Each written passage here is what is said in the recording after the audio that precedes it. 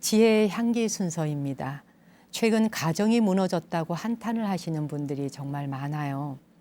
전통적인 가족의 개념도 무너졌지만 가정 내에서 이루어졌었던 기본적인 교육, 가정교육이 사라지는 현상을 안타까워하는 그런 목소리들이 다양하게 많이 들려옵니다. 그리고 생각해 보면 예전에는 그 집집마다 가훈이라는 게 있었잖아요.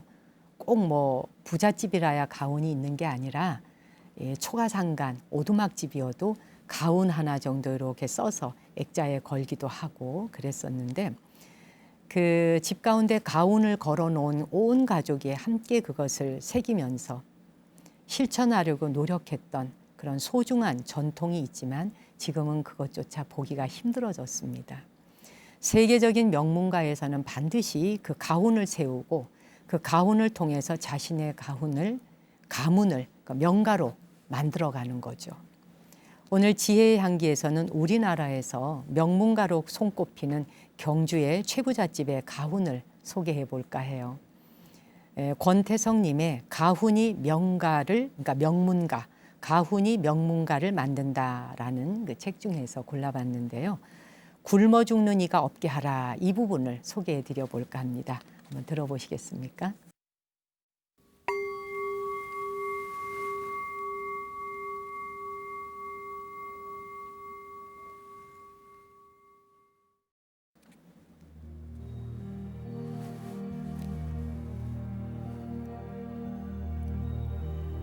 오래전부터 세상을 선도해온 서구 명문가들의 못지않은 우리나라의 대표적 명가가 있으니 바로 경주 최부자 가문이다. 이 가문은 부와 노블레스 오블리주를 갖춘 덕망 있는 집안으로 존경을 받아왔다.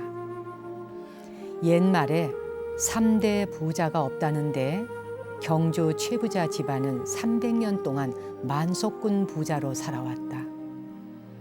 18, 19세기의 근대화 과정과 일제 침략, 남북 분단에 이르는 근대사의 험한 경랑 속에서도 오랫동안 부를 유지하기란 결코 쉽지 않았으리라. 그 배경에는 6가지 가훈, 즉 육훈이 있었다. 첫째, 과거를 보되 진사 이상의 벼슬은 하지 마라. 둘째, 만석 이상의 재산은 사회에 환원하라. 셋째, 흉년기에는 땅을 사지 마라. 넷째, 과객을 후하게 대접하라. 다섯째, 주변 백리에 굶어 죽는 사람이 없게 하라. 여섯째, 시집온 며느리들은 3년간 무명옷을 입어라. 최부자 가문은 육훈 중 3번째 가르침인 주변 백리에 굶어 죽는 사람이 없게 하라를 철저하게 따랐다. 조선 숙종 때인 1671년 남부에 큰 흉년이 들어 백성들이 기근에 시달렸다. 가만히 놔두면 굶어 죽는 사람들이 널릴 정도로 심각한 상황이었다. 최부자 가문의 3대인 최국선은 평소 아버지와 할아버지가 강조한 가르침을 떠올렸다. 그는 하인들에게 이대로 가다가는 다 굶어 죽는다. 다 죽어버리면 우리 집 농사는 누가 지을 것이며 또 내가 혼자 재물을 다 가지고 있어 뭘 하겠는가 하며 곡간문을 열라고 지시한다. 최부잣집 바깥마당에는 굶주린 백성들에게 먹을 것을 끓여주기 위해 대형 가마솥이 내걸렸다. 솥은 이때부터 무려 100일 동안이나 걸려 있었다고 한다. 흉년기에는 땅을 사지 마라라는 가르침도 최부자 가문의 철학을 고스란히 보여준다. 타인의 불행을 빌미로 부를 축적하는 일을 하지 않는다는 원칙인 것이다. 부를 갖춘 서양의 가문을 보면 대개 전쟁과 경제 불황 등 혼란한 시기에 과감한 투자로 부를 축적한 경우가 많다. 예컨대 로스차일드 가문은 영국과 프랑스가 벌인 워털루 전쟁에서 정보를 활용해 주식을 사고 팔아 막대한 부를 거머쥐었다. 이 과정에서 손실을 본 투자자들이 발생한 것은 물론이다. 이에 반해 최부자 가문은 굉장히 인도주의적 관점에서 부를 축적했다. 최부자 가문의 사회 환원 노력은 훗날 가문이 위기에 빠졌을 때 큰 도움으로 되돌아왔다. 국운이 빠르게 기울어 가던 19세기 말, 곳곳에서 밀란이 우후죽순격으로 일어났다. 재물을 갖춘 부자들은 일부 죽거나 재물을 강탈당하는 순환을 당해야 했다. 그러나 최부자 가문은 한 번도 피해를 보지 않았다. 300년 가까이 베풀물 실천하며 좋은 평판을 쌓아온 덕분이었다. 아는 이야기라도요, 이렇게 다시 새겨서 듣다 보면 자기 가슴에 마디마디 꽂혀오죠. 경주 최부자 가문의 6가지 가르침 6훈, 정말 거듭 다시 보게 되네요. 최근에 고위공직자나 재벌, 그들이 부와 권력을 가진 사람들이 비리를 저질러서 국민들을 실망시키는 일들이 심심찮게 일어나고 있습니다. 정말 날 새면 언제쯤에나 우리는 이런 뉴스를 안 접할 수 있을까?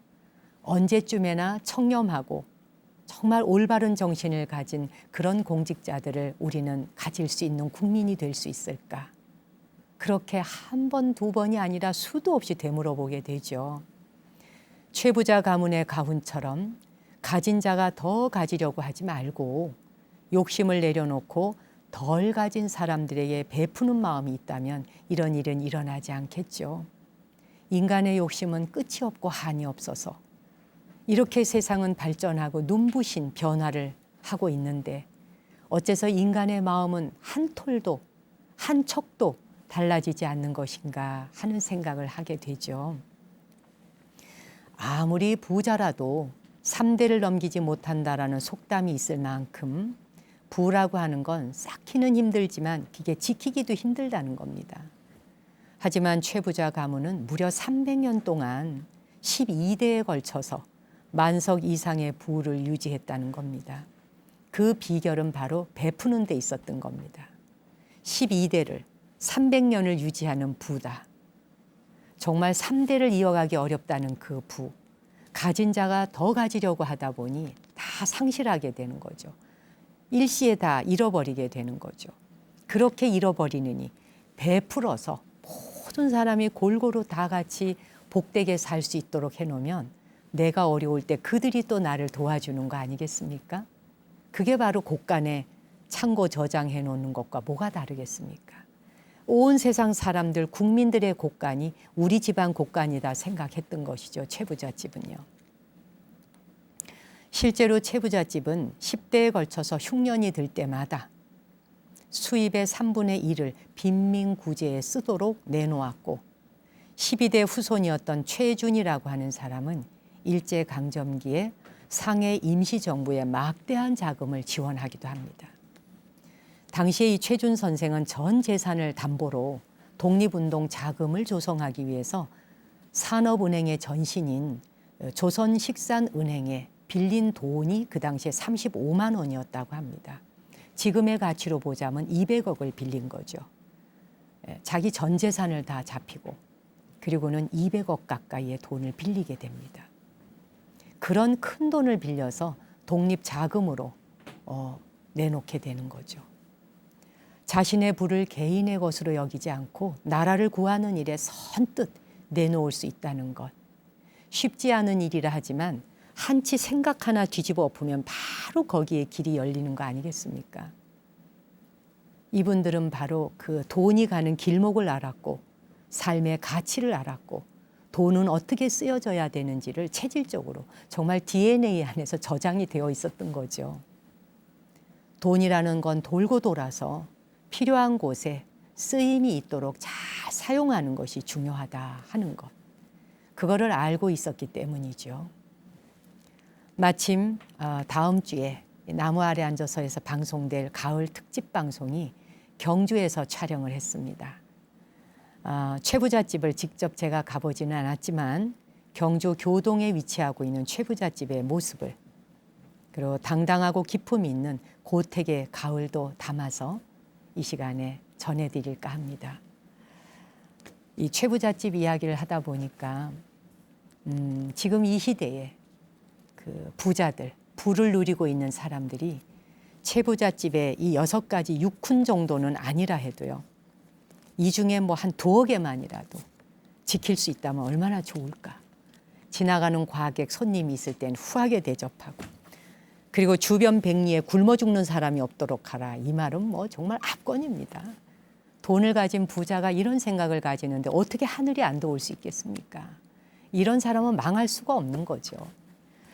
부자뿐이 아니라 이 방송을 보고 계시는 여러분, 우리도 다 같이 베풀고 나누는 곳에서 세상 곳곳의 사람들의 곳간을 채워주다 보면 그것이 곧 나의 곳간이 되는 것이다 라고 생각하는 더 넓은 세계를 바라보는 그런 시각으로 부자를 꿈꿔보면 어떨까요?